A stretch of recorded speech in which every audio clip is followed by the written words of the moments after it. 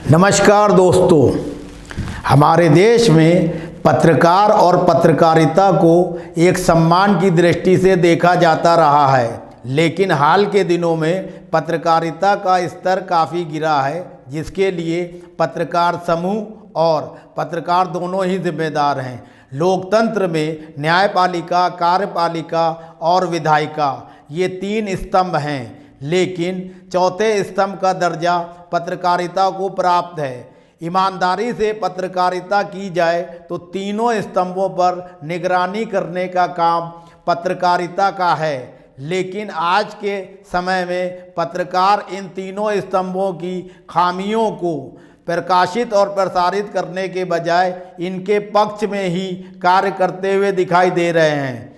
सरोकार मीडिया जन सरोकार के तहत एक ऐसा प्रोग्राम शुरू करने जा रहा है जिसमें विभिन्न मुद्दों पर जनता से जुड़े मामले प्रसारित किए जाएंगे। इस प्रसारण के दौरान हम चाहते हैं जनता हमारे चैनल को सब्सक्राइब करे। जिन मुद्दों को उठवाना चाहते हैं हमारे मीडिया चैनल द्वारा, तो अपने समाचार और उनकी सूचना वीडियो के मार्फत व्हाट्सएप नंबर 9540297770 पर प्रेषित करें। हम समाचारों को प्रसार जन जन तक करेंगे। आशा है कि आप सरोकार मीडिया के इस प्रोग्राम में अपना भरपूर सहयोग प्रदान करेंगे।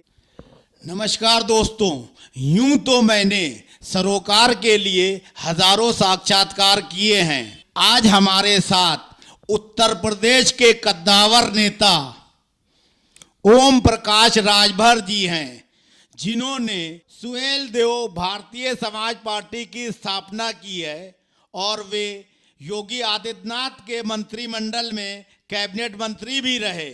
लेकिन जब उन्होंने अपने समाज के उत्थान के लिए कल्याणकारी कार्य करना चाहे तो बीजेपी को उनका ये कारनामा नापसंद हुआ और उनकी बातों को मुख्यमंत्री ने मानने से इनकार किया। लेकिन अपने समाज को और अपने मंत्री पद की गरिमा को बरकरार रखते हुए उन्होंने योगी आदित्यनाथ के मंत्रिमंडल से इस्तीफा दे दिया और वे अपने समाज को एकजुट कर उत्तर प्रदेश में सपा, बसपा, भाजपा के मुकाबले वैकल्पिक राजनीति करने के लिए रात दिन एक किए हुए हैं और भागीदारी मोर्चा बनाकर कई पार्टियों को अपने नेतृत्व में एकत्र कर चुके हैं। सबसे बड़ी बात यह है कि AIIM के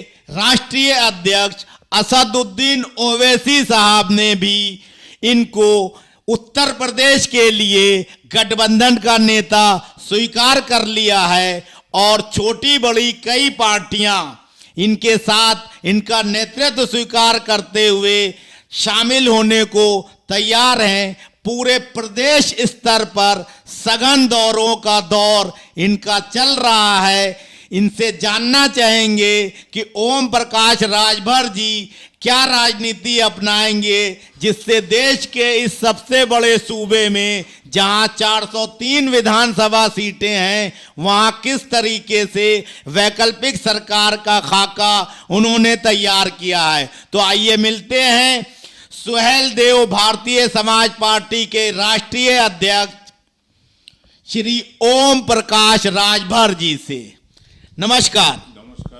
सबसे पहले मेरा सवाल यह है कि आपने जो है भारतीय जनता पार्टी जैसी बड़ी पार्टी जिसके पास धन बल और नेतागण अत्यधिक मात्रा में है पूरे देश में और खास तौर से उत्तर प्रदेश में जिस तरह से योगी आदित्यनाथ सरकार चला रहे हैं, उनसे जो है आप किस तरह से मुकाबला करेंगे और सपा, बसपा और भाजपा के मुकाबले सरकार देने की क्या रणनीति है?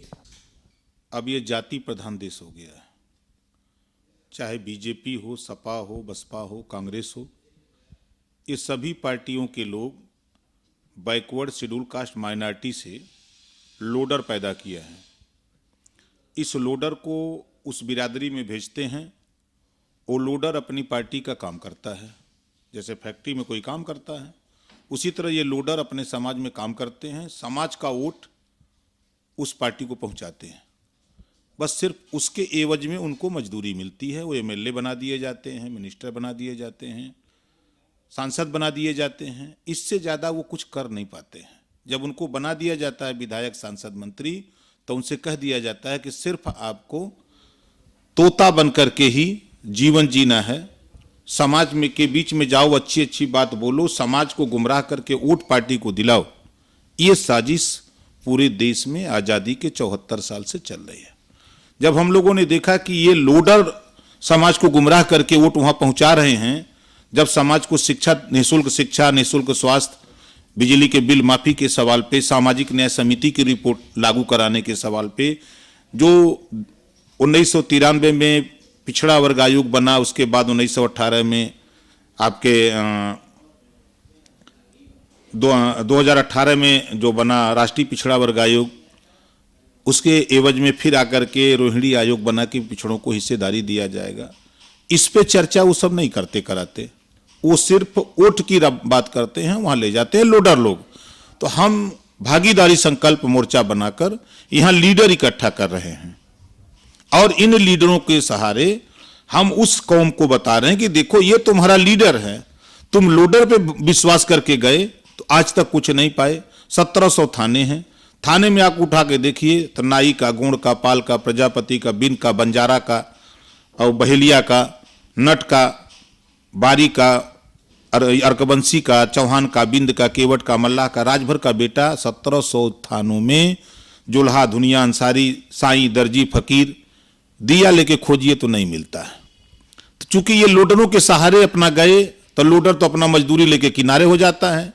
तो अब ये लीडर हमने इकट्ठा किया है और ये लीडर अपने अपने समाज में ये समझाने का हम लोग प्रयास कर रहे हैं। अभी आपके पास जो है कितने लीडर जो है, जैसे कि आपने बहुत से समाज का नाम लिया, सभी समाजों से आपके पास लीडर जो है इन लोडरों के मुकाबले एकत्र हो चुके हैं? देखिए, राजकुमार सैनी, साक्य सैनी माली उसका नेतृत्व करते हैं, वो लीडर हैं। असदुद्दीन ओवैसी मुसलमानों के लीडर हैं। बाबू सिंह कुशवाहा साक्य सैनी माली के लीडर हैं। किशड़ा पटेल समाज के लीडर हैं। अनिल चौहान नुनिया चौहान के लीडर हैं। प्रेमचंद प्रजापति, बाबूराम पाल अपने समाज के लीडर हैं। उनकी पार्टी खुद की सबकी है। उसी तरह ओम प्रकाश राजभर हैं। हम 10 लोगों को, रामसागर बिंद हैं, रामकरण कश्यप हैं, तो ये 10 लोगों को हम लोगों ने लीडर बना दिया है और ये लीडर अपनी अपनी कौम में समझा रहे हैं कि देखो, चाहे वो मुसलमान हो, चाहे हिंदू हो, चाहे ईसाई हो, सिख हो, जैन हो, फारसी हो, कोई भी हो धर्म का मानने वाला, ये वोट देते देते सन 52 से वोट दे रहे हैं, लेकिन इनको हिस्सेदारी नहीं मिल रही है। तो इसको दिलाने के लिए हम लोगों ने भागीदारी संकल्प मोर्चा बना के हम लोगों ने शुरुआत किया पिछले 2019 के दिसंबर में, और उसका रिजल्ट इतना बढ़िया था कि लाखों लोग बलिया मिले, इकट्ठा हुए, देवरिया मिले, कम से कम 60-65 हज़ार लोग देवरिया जुटे, गाजीपुर जुटे, आपके इलाहाबाद जुटे। उसके बाद लॉकडाउन हो गया कोरोना जैसे रोग को लेकर के। उसके बाद फिर हम लोग गांव-गांव अपनी जन चौपाल के माध्यम से जनता को जागृत कर रहे हैं कि भागीदारी संकल्प मोर्चा आपको स्नातकोत्तर तक निःशुल्क, अनिवार्य और समान शिक्षा आपको देगा। घरेलू बिजली का बिल सरकार बना के 5 साल माफ करेगा। स्वास्थ्य, चाहे आप प्राइवेट में इलाज कराओ चाहे सरकारी में, सारा पैसा सरकार वहन करेगी जब भागीदारी संकल्प मोर्चा की सरकार बनेगी। सामाजिक न्याय समिति की रिपोर्ट जो राघवेंद्र सिंह ने बनाई है 7, 9, 11, सरकार बनते इसको लागू करेंगे। उसके बाद हम भाईचारा की सरकार बनाना चाहते हैं। हम नफरत की नहीं, हिंदू मुसलमान की नहीं, सिख ईसाई की नहीं, हम भाईचारा पैदा करना चाहते हैं। कोई भी थाने पर जाए तो हमारा व्यक्ति, थाने पर कोई भी गरीब कमजोर जाए चाहे अमीर जाए, तो वहाँ कम से कम उसको 1 गिलास पानी मिले, उसकी फरियाद, उसकी एप्लीकेशन दरोगा ले और वो उसके त्वरित कार्रवाई करे। इस तरह की हम भाईचारा की सरकार बना करके उत्तर प्रदेश में अमन चैन कायम करना चाहते हैं। राजभर जी, 10 लोगों को तो आपने तैयार कर लिया और जोड़ भी लिया, क्या आने वाले समय में और लोगों को या और समाज के लोगों को भी जो है शामिल करने की योजना है? हमारा विकल्प खुला है। जो भी प्रदेश में अमन चैन चाहते हैं, भाईचारा चाहते हैं, निःशुल्क शिक्षा, अनिवार्य शिक्षा, समान शिक्षा चाहते हैं, निःशुल्क स्वास्थ्य चाहते हैं, घरेलू बिजली का बिल माफ करना चाहते हैं, सामाजिक न्याय समिति की रिपोर्ट लागू करना चाहते हैं, उत्तर प्रदेश में 250 निःशुल्क IAS और IPS कोचिंग खुलवाना चाहते हैं, ऐसे सभी साथियों का स्वागत है। वो आवें, हमको कोई दिक्कत और परहेज नहीं है। आप बीजेपी, कांग्रेस, समाजवादी पार्टी और बसपा बहुत ज्यादा जो है चुनाव में धन खर्च करते हैं, धन बल और बाहुबल, उसके मुकाबले जो है आप कैसे निपटेंगे इन लोगों से चुनाव के दौरान? देखिए, बाबा साहब डॉक्टर अंबेडकर ने इस देश में जो पावर राष्ट्रपति को है, प्रधानमंत्री को है, वही एक भंगी को भी बाबा साहब ने पावर दिया है, वोट का। बाबा साहब डॉक्टर अंबेडकर ने वोट देने के बाद ये सोचा और कहा कि जिस दिन ये कौम अपने वोट की कीमत समझ जाएगा, उस दिन अपने बेटा को डॉक्टर, मास्टर, इंजीनियर, कलेक्टर बनाना शुरू कर देगा। अब ये बात उसके जेहन में आ चुकी है। आप देख रहे हैं कि आज जो भी सरकारें बन रही हैं, चाहे बीजेपी की हो, चाहे कांग्रेस की, चाहे सपा बसपा, किसी की बहुमत की सरकार नहीं है। बहुमत का मतलब कि 50% से ज्यादा उसको वोट नहीं मिलता है, उसके खिलाफ ही वोट है। इसका मतलब कि लोग नहीं चाहते कि कोई गलत सरकार बने, लेकिन गलत सरकार पैसे के दम पे जो बन रही है, अब इस बात की जानकारी जनता को हो गई है, जिसका खामियाजा अभी आपने देखा किसान आंदोलन को, राकेश टिकैत, खाप पंचायत में लोगों ने स्वीकार किया कि हम लोगों ने चौधरी अजीत को हरा करके गलती किया, हम लोगों ने हिंदू मुसलमान की लड़ाई लड़ करके गलती किया, हम लोगों के बीजेपी के लोगों ने बरगलाया, जिसका खामियाजा आज किसान भुगत रहा है। अब वो स्वीकार कर रहे हैं। तो इसी तरह हर कौम में जो भी बीजेपी कोड दिया, आज चाहे वो राजभर दिया हो, चाहे चौहान, बिंद, केवट, मल्ला, पाल, प्रजापति, जो भी दिया, सारे लोग दुखी हैं। और ये दुखी लोग अपने दुख के दूर करने के लिए सब भागीदारी संकल्प मोर्चा के साथ खड़े हो रहे हैं। अच्छा, ये असदुद्दीन साहब के आ जाने से क्या जो आजम खान साहब का दबदबा रहा है सपा में, उनको वोट उनके नाम से जो है मिलता रहा, अखिलेश यादव को और मुलायम सिंह यादव को, तो क्या आपको ये लगता है कि निकट भविष्य में जो है आजम खान साहब की भी जो है उसमें आने की संभावना है? क्योंकि सपा ने उनका कोई साथ नहीं दिया जब उनके बुरे दिन हुए और योगी आदित्यनाथ ने प्रताड़ना की, ये सबको पता है। देखिए, देश का इतिहास है, जब तक गाय दूध देती है तब तक उसको चूनी, खरी, भूसा, पानी मिलता है। जब वो दूध देना बंद कर देती है ना, तब फिर मालिक उसको चूनी, खरी, भूसा, पानी बंद कर देता है। बहुत करता है तो सूखा चारा उसके नाद में डाल देता है। आजम खान जी बड़े नेता हैं, हम उनकी कदर करते हैं, इज्जत करते हैं। और आजम खान जी का इस्तेमाल समाजवादी पार्टी ने किया। जब उनके ऊपर मुसीबत आई तो समाजवादी पार्टी भाग खड़ी हुई। समाजवादी पार्टी के नेता खुद डरने लगे कि हम वहां हाथ डालेंगे तो कहीं हम भी ना फंस जाएं। ऐसा महसूस हुआ। नहीं तो उनको खुल करके आजम खान भाई के साथ रहना चाहिए। हम तो न्योता देते हैं आजम खान भाई को, आप मेरे साथ मत आओ, आप असदुद्दीन ओवैसी के साथ खड़े हो जाओ। जब पार्टियों से ही हक मिलता है, हिस्सा मिलता है, तो आप दूसरी की पार्टी में क्यों रहोगे? आप उनके साथ आओ। हम तो प्रदेश के, देश के मुसलमान भाइयों से कहूंगा कि कांग्रेस की गुलामी बंद करो। आप कांग्रेस को वोट दिए, आजादी के बाद नौकरियों में 38% मुसलमान था। कांग्रेस ने इतना विकास किया, सपा ने इतना विकास किया, सारे लोगों ने इतना विकास किया कि आप 1% नहीं रह गए हो। इसका वजह है कि आप दूसरे की पार्टी में थे। आज आपकी पार्टी राष्ट्रीय स्तर पे बन गई, लोग उससे स्वीकार भी कर लिए, तो सब लोग ओवैसी जी के साथ खड़े हो जाइए। हम लोग, जिसकी जितनी हिस्सेदारी उसकी उतनी भागीदारी, हम लोग हिस्सा अपना बांट लेंगे मिल करके। तो हम तो न्योता देते हैं, जितने भी लोग हैं सब लोग दूसरी पार्टी में बेवजह हैं, वो एमएलए एमपी बनने के लिए, मंत्री बनने के लिए हैं। जो जिस कौम का अपनी पार्टी के साथ खड़ा हो जाना चाहिए। तो आपका जो है जो प्लान है 403 सीटों पे जो आप टिकट बांटेंगे, वो इसी आधार पे बांटेंगे कि जिसकी जितनी भागीदारी उसको उतने टिकट? देखिए, वंचित समाज, एक समाज है बंजारा, एक समाज है अर्कबंसी, बारी, बियार, रजवार, नट। ऐसी ऐसी जातियां हैं जिनको आजादी के 74 साल में कोई पूछा नहीं।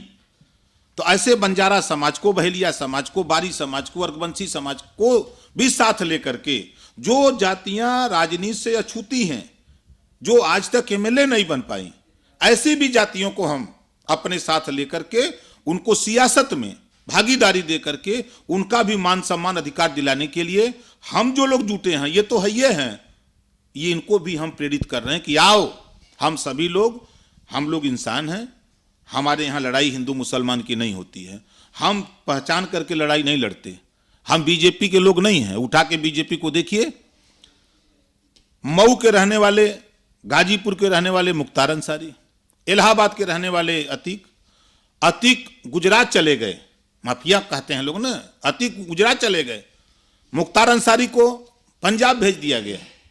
लेकिन ब्रिजेश सिंह बनारस के रहने वाले 105 मुकदमे बनारस जेल में रहेंगे। ये पक्षपात है, ये जातिवाद है, पक्षपात नहीं, जातिवाद है। ब्रिजेश मिश्रा के साथ क्या हुआ? ब्रिजेश मिश्रा को वज्र गाड़ी से ले जाया जाता है और धनंजय सिंह को सीओ अपनी गाड़ी में बैठा कर लेके जाता है। दोनों अपराधी, दोनों के खिलाफ मुकदमे हैं, तो एक वज्र वाहन से जाता है और एक सीओ की गाड़ी से जाता है। क्या दिखता है? क्या जातिवाद नहीं है? तो ये पार्टी बीजेपी मतलब भारतीय झूठ पार्टी, ये सब 100% झूठ बोलने वाली पार्टी है।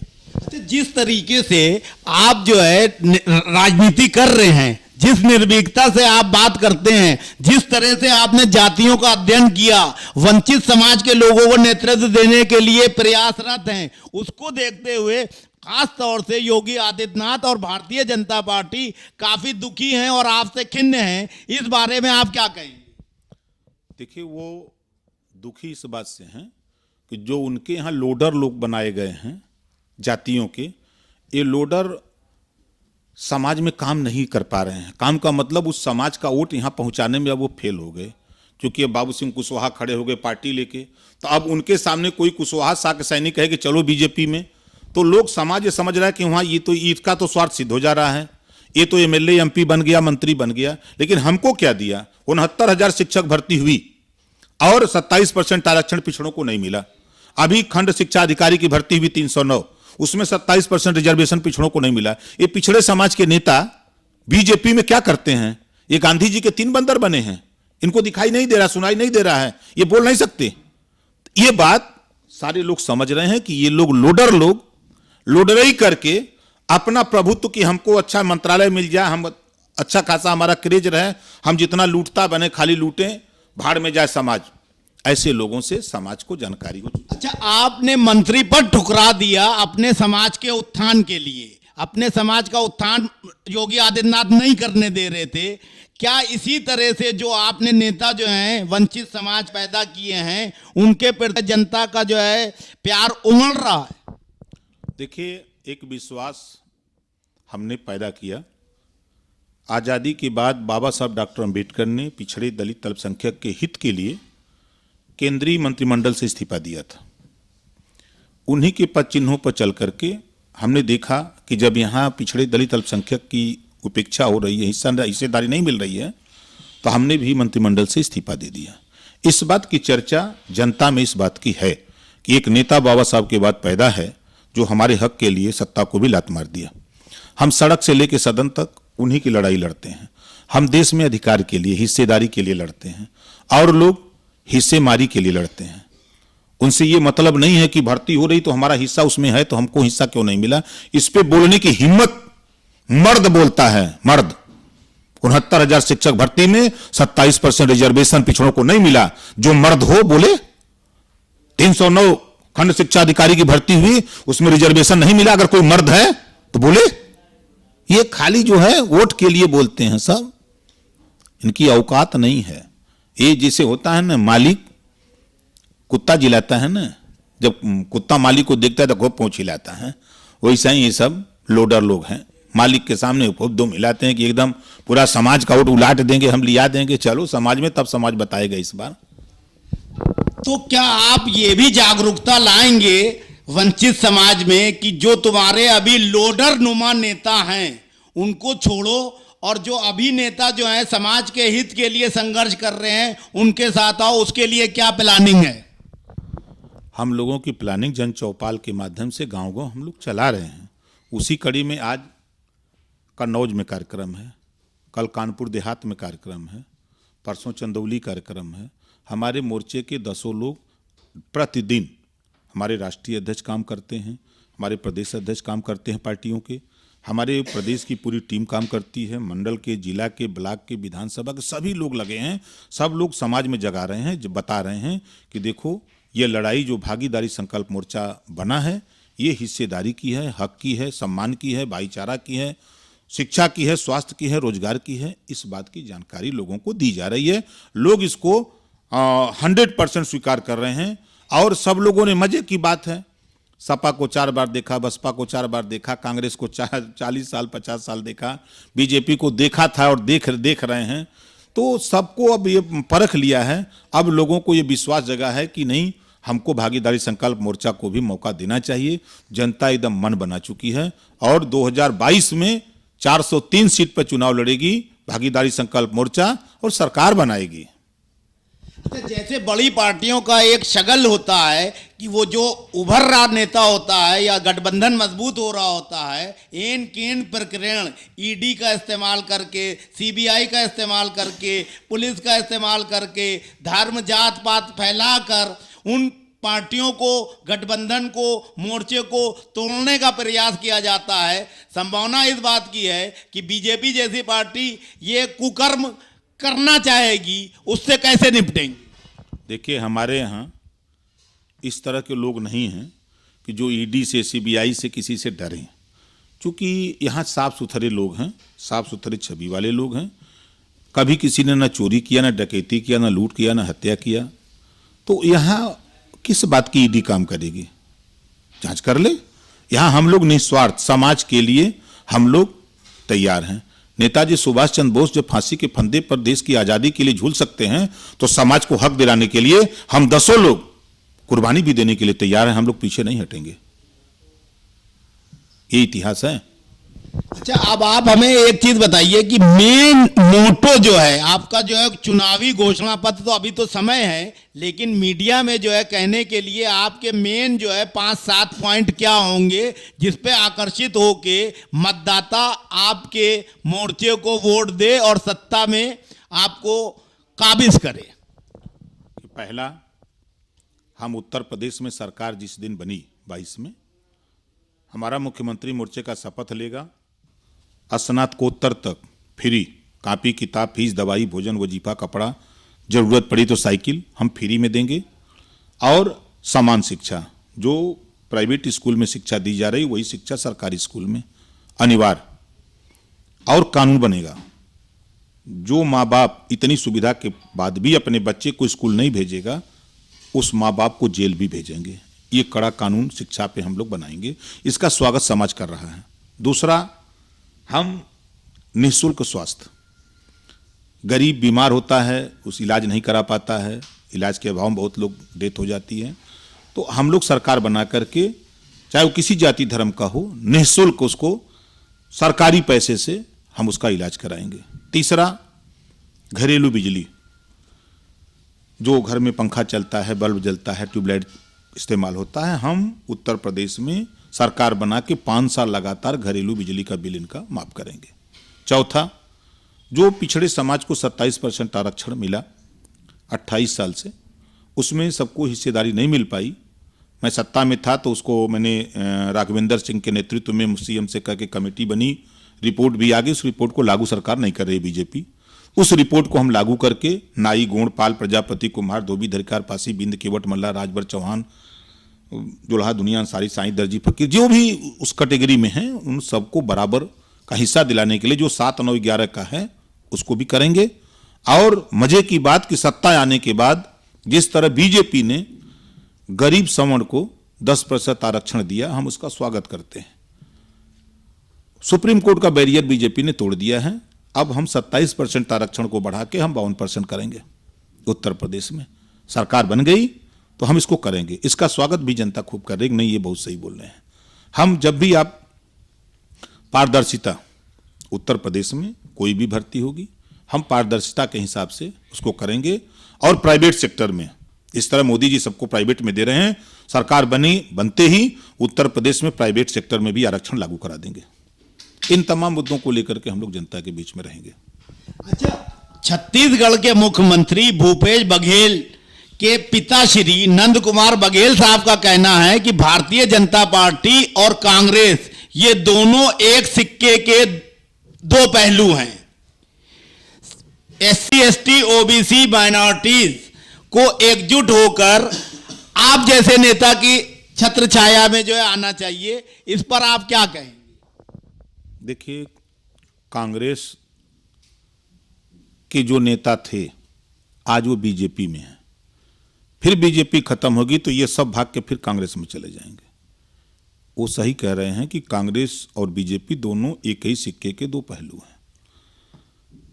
उनसे पिछड़े दलित अल्पसंख्यक के अधिकार से मतलब नहीं है। जिसका उदाहरण मैं बता दूं, 1931 में जातिवार जनगणना हुई।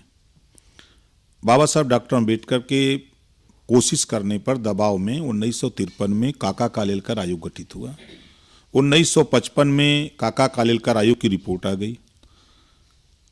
काका कालेलकर आयोग की रिपोर्ट आई कि जो सामाजिक और शैक्षणिक रूप से पिछड़े गए लोग हैं, इनको आबादी के हिसाब से इनको आरक्षण दे करके इनको ऊपर उठाया जाए सारे क्षेत्रों में। लेकिन 23 साल लगातार उस रिपोर्ट को रद्दी की टोकरी में किसने रखा? कांग्रेस ने रखा। फिर 1978 में चौधरी चरण सिंह ने सदन में दबाव बनाया कि काका कालेलकर आयोग की रिपोर्ट लागू हो। बड़ी बारीकी से यही कांग्रेस के लोगों ने, जो कांग्रेस के लोग थे वही जनता पार्टी में चले गए, मोरारजी देसाई प्रधानमंत्री थे, तो इन लोगों ने ये कह करके एक नया आयोग, मंडल आयोग बना दिया, बिंदेश्वरी प्रसाद मंडल के नाम से मंडल आयोग बना दिया कि ये 23 साल पुरानी रिपोर्ट है, इसको लागू न करने का एक बहाना बनाया, मंडल आयोग बना दिया। 1978 में बनता है मंडल आयोग, 1980 में रिपोर्ट आ जाती है। अब 80 से लेकर 90 तक 10 साल रद्दी की टोकरी में कौन रखा है? यही भाजपा कांग्रेस। और 1990 में जब बीपी सिंह प्रधानमंत्री बनते हैं तो दिल्ली के लाल किले से इन्होंने घोषणा किया कि हम मंडल कमीशन 27% आरक्षण पिछड़ों को लागू कर रहे हैं। 3 साल विरोध कौन किया? बीजेपी और कांग्रेस के लोगों ने विरोध किया। 1993 में सुप्रीम कोर्ट के आदेश पर 27% आरक्षण लागू होता है। 28 साल हो गया, सत्ता किसकी केंद्र में है? बीजेपी की। इसके पहले किसकी थी? कांग्रेस की। आज सत्ता किसकी है? बीजेपी की। लेकिन 28 साल में 6.8% ही रिजर्वेशन पिछड़ों का पूरा हो पाया है। कौन जिम्मेदार है? ये हम लोगों को सिर्फ धोखा पे धोखा दे रहे हैं। ये 100% झूठ बोलने वाले लोग हैं। बीजेपी की बात अगर करें तो वो झूठ बोल करके सत्ता पाया। 15-15 लाख का लालच दिया कि सत्ता आते ही खाता खुलवा के पैसा दूंगा, नहीं दिया। 2 करोड़ नौजवानों को रोजगार देने की बात किया, नोटबंदी करके 3 लाख कंपनी बंद कर दिया। एक देश एक टैक्स होगा, लोगों ने सोचा कि बहुत अच्छी बात है। जीएसटी ले आए, जीएसटी लागू किया, लेकिन पेट्रोल डीजल पे जीएसटी नहीं। इस नाते कि वो अडानी और अंबानी का कारोबार है। अब जीएसटी आई तो जीडीपी -23 पे चली गई। अब उसके बाद इन्होंने कहा कि महंगाई कम करेंगे। अब महंगाई कम करने के बजाय आज महंगाई, जो अरहर की दाल 60 रुपया केजी थी, आज 125 के ऊपर हो गई। सरसों का तेल जो 50-55 था, वो तेल चला गया 150 रुपया लीटर हो गया। जो आलू 5 रुपया किलो बिकता था, वो आलू आपने देखा 50 रुपया बिका। अभी जो प्याज 10-12 रुपये केजी बिकती थी, वो 80 रुपया में बेचवा दिया इन लोगों ने। तो ये उद्योगपतियों को लाभ पहुंचाने के लिए, आप जैसे किसान आंदोलन को ले लीजिए। किसान कह रहा है कि हमारा धन दुगना न करो, ये करने हम जबरी करेंगे।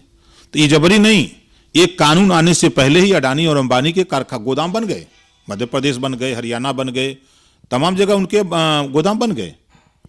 तो ये क्या दिखता है? ये अडानी और अंबानी, उसका उदाहरण एक साधारण सा है। मोदी जी ने एक बार कहा कि मैं चौकीदार हूं और लिखवा लिया अपने जेबा पर। पूरे देश के बीजेपी के लोग अपने अपने जेबा पर लिखवा घूमने लगे, मैं चौकीदार हूं। ये नहीं लिखा कि हम किसके चौकीदार हैं। भाई चौकीदार तो किसी न किसी का नियुक्त होता है ना। तो वो जब लिखे कि मैं चौकीदार हूं तो हम लोग भी नहीं समझ पाए कि हो सकता है देश के चौकीदार हैं कि कैसे हैं। लेकिन वो साबित किसानों ने कर दिया आंदोलन करके कि ये अडानी और अंबानी के चौकीदार है। ये अडानी और अंबानी 50 रुपया किलो आटा बेचना चाहता है और किसान कहता है कि नहीं हम 25 रुपया बेचेंगे। ये चीज इन लोगों ने, कोई चीज आ रहा है तो उसको दबाने के लिए तुरंत दूसरा। अभी देखिए किसान आंदोलन को दबाने के लिए अब ये सीए एनआरसी शुरू कर दिए हैं कि दिमाग किसानों की तरफ से भटका करके अब उधर आंदोलन कराने के लिए। तो ये भटकाते रहते हैं कि जैसे कि अगर धर्म की नगरी में जाइए तो 84 योनि में मनुष्य भटकते भटकते भटकते आता है, तो उसी तरह ही भटका रहे हैं सब। ये बीजेपी के लोग हैं। ये दुनिया में अगर झूठ बोलने वाले का माहिर अगर कोई नेता है तो उसका नाम है नरेंद्र मोदी जी। दूसरे नंबर का झूठा कोई है तो उत्तर प्रदेश का योगी आदित्यनाथ। ये महात्मा साधु आदमी, इसको तो मंदिर में घंटा बजाना चाहिए, पूजा करना चाहिए, और ये आदमी यहां आ गया।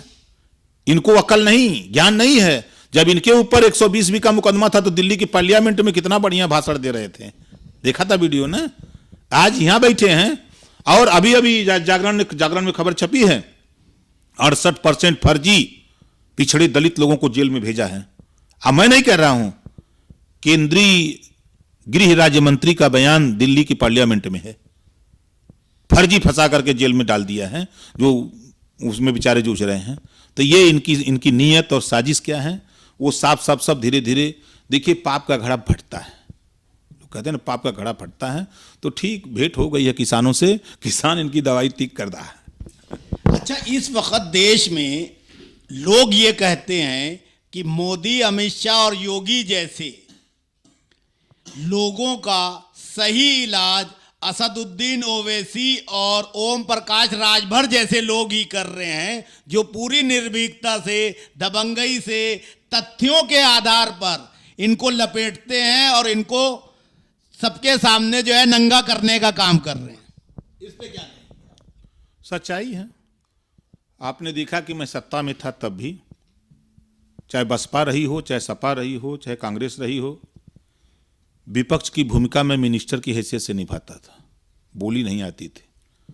और आज भी सत्ता में नहीं हूं, सदन से लेकर सड़क तक हम अपने हक के लिए लड़ रहे हैं, अधिकार के लिए लड़ रहे हैं।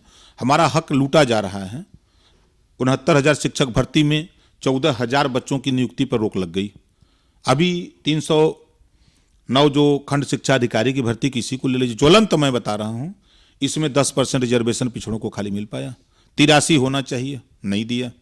तो ये हिम्मत नहीं है किसी की बोलने की। ये अगर बोलने की हिम्मत है तो सिर्फ ओवैसी जी और ओम प्रकाश राजभर के पास है, और किसी के पास नहीं है। ये बोल देंगे ना तो जेल चले जाएंगे। वो जानते हैं इनकी नब्ज सब पकड़े हुए हैं कि इनके पास कौन कौन बीमारी है तो ये पकड़े हुए हैं। इसी से ये लोग एकदम बस धीरे से ट्वीट करते हैं और ट्वीट करके भीतर रह जाते हैं, बाहर निकलते नहीं हैं। अच्छा, एक चीज बताइए, ओबीसी, एससी, एसटी, माइनॉरिटीज और आदिवासी के लोगों को फर्जी मुकदमों में पूरे देश में ही सरकारें प्रताड़ित करके जो है फंसा रही हैं, उसके लिए जो है आप लोग किस तरह से जो है लड़ाई लड़ेंगे और उनके संरक्षण के लिए क्या करेंगे? केस तरु का पत्ता एक नहीं हिलता, मालिक की मर्जी के बगैर कुछ नहीं होता। ये मालिक अगर इस तरह का काम कर रहा है, हम लोग सरकार बना करके ऐसे निर्दोष फंसाए गए लोगों के मुकदमे वापस करके उनको बहाल कराएंगे ताकि उनको न्याय मिल सके। ये सरकार शुद्ध रूप से एससी, एसटी, ओबीसी, माइनॉरिटी विरोधी सरकार है।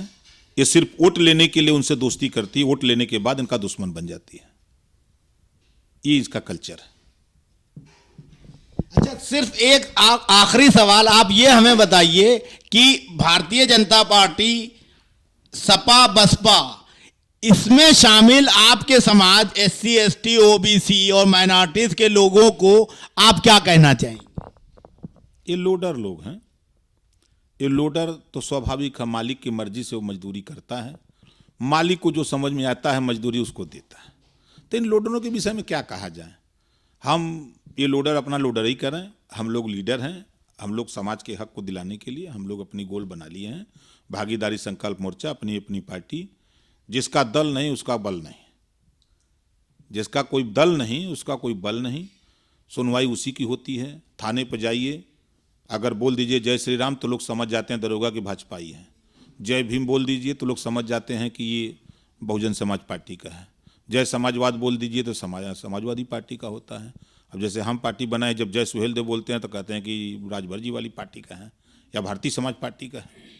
तो जब तक गोल नहीं होगी तब तक उसको न्याय नहीं मिलता है। आज देखिए, मैं आपको एक अतिशयोक्ति बताऊं कि 18 महीने मैंने वो काम किया हूं कि इसी 16 तारीख को पूरे प्रदेश में 75 जिले में सरकार मजबूर है, लोडर मजबूर हैं, प्रधानमंत्री मजबूर हैं कि 18% आबादी उत्तर प्रदेश में अकेले राजभर की है। ये वोट कैसे हमारे पाले में आवे, ये लोडर को खूब दौड़ा रहे हैं। 16 तारीख को पूरे प्रदेश में महाराजा सुहेलदेव राजभर जी की जयंती मना करके उस वोट को अपने पाले में करने के लिए सरकारी खर्चे से, ये किसकी देन? ओम प्रकाश राजभर की देन। ओम प्रकाश राजभर आज के 18 साल पहले महाराजा सुहेलदेव राजभर जी को जानने वालों की संख्या 1% थी, आज उनको जानने वालों की संख्या 100% हो गई। और हमारी यह उपलब्धि है कि सरकार को मजबूर कर दिया, सरकार को मजबूर कर दिया कि सरकारी खर्चे से 16 तारीख को सुहेलदेव महाराजा राजभर की जयंती प्रदेश स्तर पर मनाने का फैसला सरकार ने लिया है। यह हमारी सबसे बड़ी उपलब्धि है।